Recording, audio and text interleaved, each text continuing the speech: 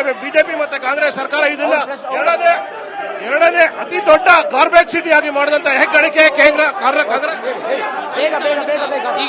ಈಗ ಮೇಡಮ್ ಅವ್ರು ಏನ್ ಹೇಳಿದ್ರು, ಅಭಿವೃದ್ಧಿ ಆಗಿಲ್ಲ, ಏನೂ ಆಗಿಲ್ಲ ಶಾಸಕರು ಅಂತ. ಈ ಗ್ರೌಂಡ್ ಯಾರು ಮಾಡಿರೋದು? ನೇತಾಜಿ ಗ್ರೌಂಡ್ ಯಾರು ಮಾಡಿರೋದು? ಕೊಲಂಬಸ್ ಪಾರ್ಕ್ ಯಾರು ಮಾಡಿರೋದು?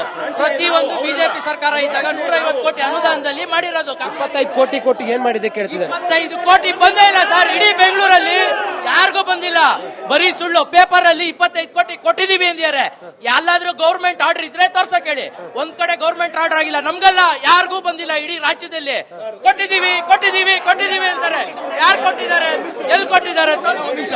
ಈಗ ನಮ್ಮ ಒಬ್ಬ ಕಾಂಗ್ರೆಸ್ ಸ್ನೇಹಿತ ಹೇಳ್ದ, ಪ್ರಕಾಶ್ ನಗರದಲ್ಲಿ ಅಭಿವೃದ್ಧಿ ಮಾಡ್ತಾ ಇಲ್ಲ, ಕಾಂಗ್ರೆಸ್ ಓಟು ಅಂತ. ಪ್ರಕಾಶ್ ನಗರದವರೇ ಮೇಯರ್ ಆಗಿದ್ರಲ್ಲ, ಏನ್ ಸಾಧ್ಯ ಅವ್ರದ್ದು? ಪ್ರಕಾಶ್ ನಗರದವರೇ ಮೇಯರ್ ಆಗಿದ್ರಲ್ಲ, ಪ್ರಕಾಶ್ ನಗರಕ್ಕೆ ಏನ್ ಕೊಟ್ಟಿದ್ದಾರೆ? ಹಾಗಾದ್ರೆ ಮೇಯರ್ ಆದವ್ರು ಮಾತ್ರ ಮಾಡ್ಬೇಕಾ? ಕ್ಷೇತ್ರ ಶಾಸಕರು ಮಾಡಂಗಿಲ್ಲ ಅಂತಲ್ಲ. ಈಗ ಒಂದ್ ನಿಮಿಷ ಸರ್, MLA ಅವ್ರು ಮಾಡಿಲ್ಲ, ಮಾಡಿರೋದು ನಾವು ತೋರಿಸ್ತಾ ಇದೀವಿ. ನನಗೆ ಬೆಂಗಳೂರೇ ಬೇಕು, ನನಗೆ ಬೆಂಗಳೂರು ಇನ್ಚಾರ್ಜ್ ಮಿನಿಸ್ಟ್ರೇ ಬೇಕು ಅಂತ ಕಾಡ್ರಲ್ಲ. ಬೆಂಗಳೂರು ಇನ್ಚಾರ್ಜ್ ಮಿನಿಸ್ಟರ್ ಅವ್ರೇನ್ ಮಾಡ್ತಾವ್ರೆ? ಏನ್ ಸರ್ ಮಾಡ್ತಾವ್ರೆ? ಮೇಯರೇ ಮಾಡ್ಬೇಕನ್ನೋದು ಕೇಳಿದ್ರೆ MLA ಗ್ರೇಟರ್ ಬೆಂಗಳೂರು ಮಾಡಿದ್ರಲ್ಲ ಸರ್. ಗ್ರೇಟರ್ ಬೆಂಗಳೂರು ಏನಕ್ಕೆ ಮಾಡಿದ್ರು? ಚುನಾವಣೆ ಬೆಂಗಳೂರು ಅವ್ರಿಗೆ ಬೆಂಗಳೂರು ಚುನಾವಣೆ ನಡೆಸೋ ಆಸಕ್ತಿ ಇಲ್ಲ. ಹೇಳಿ ಸರ್, ಬೆಂಗಳೂರು ಚುನಾವಣೆ ಮಾಡೋ ಆಸಕ್ತಿ ಇಲ್ಲ.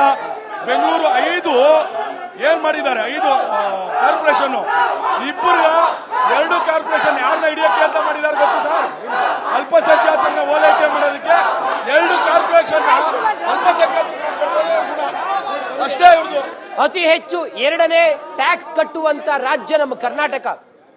IT hub Karnataka.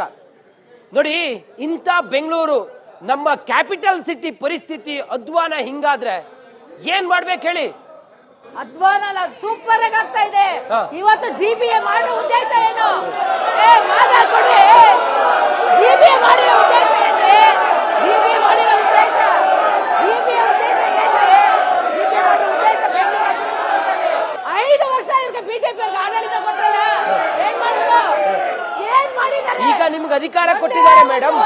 ಬಿಜೆಪಿ ಅವ್ರು ಏನೂ ಮಾಡಿಲ್ಲ ಅಂತ ಅವ್ರಿಗೆ ಅಧಿಕಾರ ಕೊಟ್ಟಿಲ್ಲ. ನಿಮಗೆ 135 ಸೀಟ್ ಕೊಟ್ರಲ್ಲ. ನ್ಯೂಯಾರ್ಕ್ ಸಿಟಿನಲ್ಲಿ ಬೆಂಗಳೂರಲ್ಲ ಗಾರ್ಬೇಜ್ ಸಿಟಿ ಅಂತ ಬಂದಿತ್ತು. ಬೆಂಗಳೂರಿನ ಗಾರ್ಬೇಜ್ ಸಿಟಿ ಅಂತ ಕತ್ತಿತ್ತು ನ್ಯೂಯಾರ್ಕ್ ಸಿಟಿನಲ್ಲಿ. ನಿಮ್ಮ ಅವಧಿನಲ್ಲಿ ಆಗಿದ್ದು. ಇವಾಗ ಹಂತವಾಗಿ ನಾವು ಮಾಡ್ತಾ ಇದ್ದೀವಿ, ಹಂತವಾಗಿ ಅಭಿವೃದ್ಧಿ ಮಾಡ್ತಾ ಇದ್ದೀವಿ. 5 ವರ್ಷಗಳ ಆಡಳಿತ 0. 5 ವರ್ಷಗಳ ಆಡಳಿತ 0, ದೊಡ್ಡ 0. ನಾವು 5 ವರ್ಷ ಸಿದ್ದರಾಮಯ್ಯ ಕಾಲದಲ್ಲಿ 5 ವರ್ಷದಲ್ಲಿ 800 ಕಿಲೋಮೀಟರ್ ಸ್ಟಾಮ್ ವಾಟರ್ ಡ್ರೈನ್ ಸ್ವಚ್ಛ ಮಾಡಿದ್ವಿ. ಇವ್ರು ಏನ್ ಮಾಡಿದ್ರು? 1 ಕಿಲೋಮೀಟರ್ ಮಾಡಕ್ಕಾಗಿಲ್ಲ. ವರ್ಲ್ಡ್ ಕ್ಲಾಸ್ ಸಿಟಿ ಬೆಂಗಳೂರಿಗೆ ಒಂದು ಗವರ್ಮೆಂಟ್ ಬಾಡಿ ಇಲ್ಲ. ಕಾರ್ಪೊರೇಷನ್ ಎಲೆಕ್ಷನ್ ಮಾಡೋದಕ್ಕೆ ಇನ್ನು ನಾವು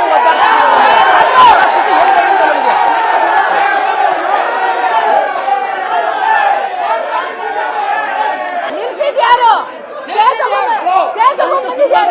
ಬಿಜೆಪಿ ಅವರು.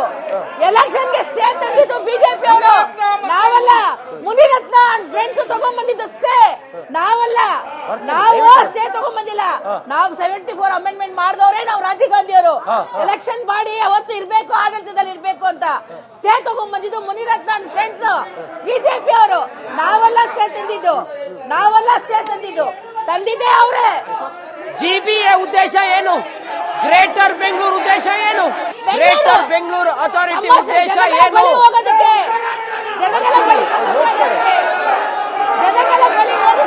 ಪರಿಹಾರಕ್ಕೆ, ಸ್ಥಳೀಯವಾಗಿ ಸಮಸ್ಯೆಗಳ ಪರಿಹಾರಕ್ಕೆ.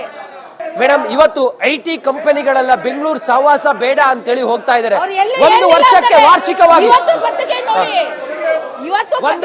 ವಾರ್ಷಿಕವಾಗಿ IT ಬಿಸ್ನೆಸ್ಗೆ 20,000 ಕೋಟಿ ನಷ್ಟ ಆಗ್ತಿದೆ ಅಂತ ಹೇಳಿ ಅವ್ರು ಡಾಟಾ ತೋರಿಸ್ತಾ ಇದ್ದಾರೆ. ಇದ್ರ ಹೊಣೆಗಾರಿಕೆ ಯಾರು? ಜವಾಬ್ದಾರಿ ಯಾರು? ಇದೇ ಅನಿಲ್ ಶೆಟ್ಟಿ ಇವತ್ತು ಪತ್ರಿಕಾಗೋಷ್ಠಿ ಮಾಡಿದ್ದಾರೆ. ಅವ್ರು ಏನ್ ಹೇಳಿದ್ದಾರೆ? ನಾವು ಹಂತವಾಗಿ ನೀವು ಮಾಡೋ ಕೆಲಸ ಒಪ್ಕೊಳ್ತಾ ಇದೀವಿ. ನಾವು ಎಷ್ಟು ವರ್ಷ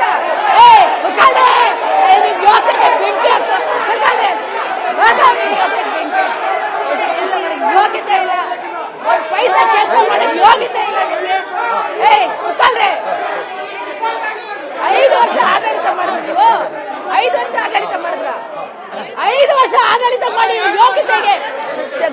ಮಾಡ್ಕೊಂಡು ತಗೊಂಡ್ಬಂದು. ಈ ಸರ್ಕಾರದ ಬದ್ಧತೆ ಏನ್ ಮೇಡಮ್ ಇಷ್ಟ ಆಗಿದೆ? ಈ ಸರ್ಕಾರದ ಬದ್ಧತೆ ಸರ್ಕಾರ ಜನರ ಬಳಿ ಮನೆ ಮನೆಗೆ ಹೋಗುವಂತದ್ದು, ಸಮಸ್ಯೆಗಳಿಗೆ ಪರಿಹಾರ ಮಾಡುವಂತದ್ದು ಈ ಸರ್ಕಾರದ ಬದ್ಧತೆ. ಅದು ಸರ್ಕಾರದ ಬದ್ಧತೆ ಅದು ಜನರ ಬಳಿ ಹೋಗೋದೇ ನಮ್ಮ ಬದ್ಧತೆ. ಯಾವಾಗ ಕಾರ್ಪೊರೇಷನ್ ಎಲೆಕ್ಷನ್ ಯಾವಾಗ? ಅತಿ ಶೀಘ್ರದಲ್ಲಿ ಬರುತ್ತೆ. ನೋಡಿ, ಜನಸಾಮಾನ್ಯರಿಗೆ ಸಿಗ್ತಾ ಇದ್ದದ್ದು ಕಾರ್ಪೊರೇಟರ್ಗಳು, ಆದ್ರೆ ಯಾರು ಕಾರ್ಪೊರೇಟರ್ಗಳಿಲ್ಲ. ಯಾರನ್ನು ಕೇಳಬೇಕು? ಅತಿ ಶೀಘ್ರದಲ್ಲೇ ಚುನಾವಣೆ ಬರುತ್ತೆ. ಜನ ಉತ್ತರ ಕೊಡ್ತಾರೆ.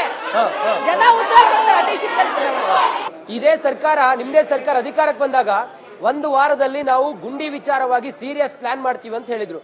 ಅವಾಗ ನಿಮ್ ಬದ್ಧತೆ ಇರ್ಲಿಲ್ವಾ ಮೇಡಮ್? ಅವತ್ತಿಂದ ನಿರಂತರವಾಗಿ ನಡೀತಾ ಇರ್ತಕ್ಕಂಥ ಪ್ರಕ್ರಿಯೆ ಇದು. ನಿರಂತರವಾಗಿ ನಡೀತಾ ಇರ್ತಕ್ಕಂಥ ಪ್ರಕ್ರಿಯೆ. ಇದಕ್ಕೆ ಗಡುವು ಕೂಡ ಕೊಟ್ಟಿದ್ದಾರೆ. ನವೆಂಬರ್ ತಿಂಗಳ ತನಕ ಗಡುವು ಕೊಟ್ಟಿದ್ದಾರೆ. ಇದರಲ್ಲಿ ಎಲ್ಲರ ಜವಾಬ್ದಾರಿ ಇದೆ, ಸರ್ಕಾರದ ಒಂದೇ ಅಲ್ಲ. ಆ ಸ್ಥಳೀಯ ಜನಪ್ರತಿನಿಧಿಗಳು ಯಾರ್ಯಾರಿದ್ದಾರೆ ಅವರೆಲ್ಲ ಜವಾಬ್ದಾರಿ ಕೂಡ ಇದೆ.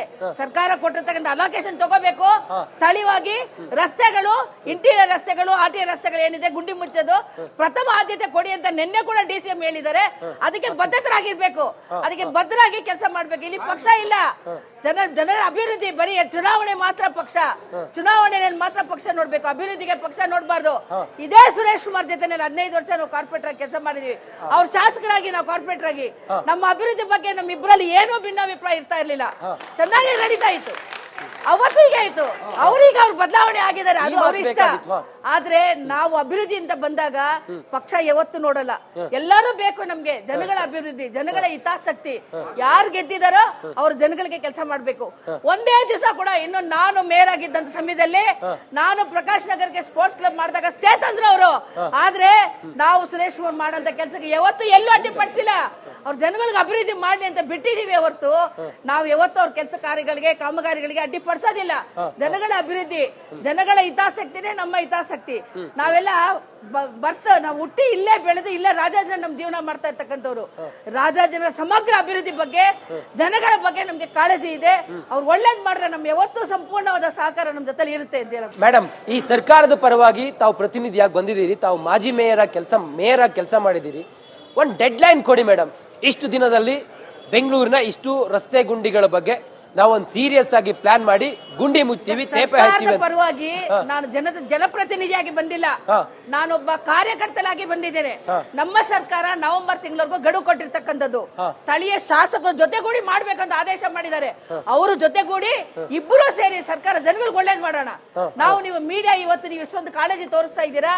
ನೀವು in the interest of the public ಯಾರೇ ಮಾಡಿದ್ರು ಕೂಡ ಇಂಟ್ರೆಸ್ಟ್ ಆಫ್ ದ ಪಬ್ಲಿಕ್ ಇಂದ ನಾವು ಮಾಡ್ಬೇಕು.